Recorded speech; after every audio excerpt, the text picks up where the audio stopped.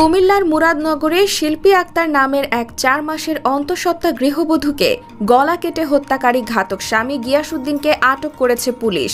শুক্রবার রাতে সিলেটের কদমতলী রেল স্টেশন থেকে তাকে গ্রেফতার করা হয়। গ্রেফতারকৃত গিয়াসউদ্দিন উপজেলার সদর ইউনিয়নের মধ্যনগর গ্রামের মালু মিয়ার ছেলে। গত 29 এপ্রিল সকালে উপজেলার মধ্যনগর কেন্দ্রীয় জামে মসজিদ সংলগ্ন গিয়াসউদ্দিনের নিজ গৃহে তার স্ত্রী শিল্পী আক্তারকে গলা কেটে হত্যা করে পালিয়ে যায়। নিহত শিল্পী আক্তার উপজেলার টনকি গ্রামের রুক্কুর মিয়ার মেয়ে। 4 মাসের গর্ভবতী ছিলাম, বাচ্চা ছিল পেটে। এই বাচ্চাটা সহকারে আমরা মেয়েরে কুবাইয়া মারছে। আমরা তার ফাঁসি চাই, প্রধানমন্ত্রীর দ্বারা আমরা অনুরোধ। আমরা আর কিচ্ছু চাই না আপনার দ্বারা। আমরা খালি মায়ের ফুলার ফাঁসি চাই, ফুলার বিচার চাই, মায়ের হত্যাকারীর বিচার চাই। আমরা ফাঁসি চাই, আমরা আর কিচ্ছু চাই না আপনার দ্বারা।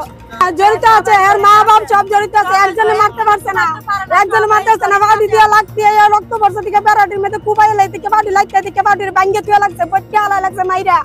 দিতাম 5 লক্ষ টাকা দিতাম, এটা নিয়ে তার গাঞ্জাম আমার মায়ের খোঁজ। ওই দিন শুক্রবারে গেছে নাই, তার বাবা নাই ওর আনছে আইন না, সেটা সোমবারে আমার মায়েরকে গলা কাটতে হত্যা করছে।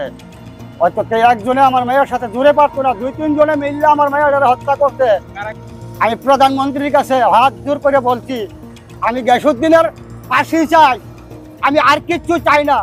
এ ব্যাপারে মুরাদনগর থানার এসআই ও মামলা তদন্তকারী কর্মকর্তা রফিকুল ইসলাম বলেন, ঊর্ধ্বতন কর্মকর্তাদের নির্দেশে তথ্য প্রযুক্তির সহায়তায় শুক্রবার রাতে সিলেটের কদমতলী রেল স্টেশন থেকে তাকে গ্রেফতার করা হয়। আমাদের সিনিয়র কর্মকর্তাদের নির্দেশক্রমে তাদের তথ্য প্রযুক্তি ব্যবহার করিয়া সিলেট মহানগরীর কদমতলী রেল স্টেশন থেকে তাকে আমরা গ্রেফতার করতে সক্ষম হই।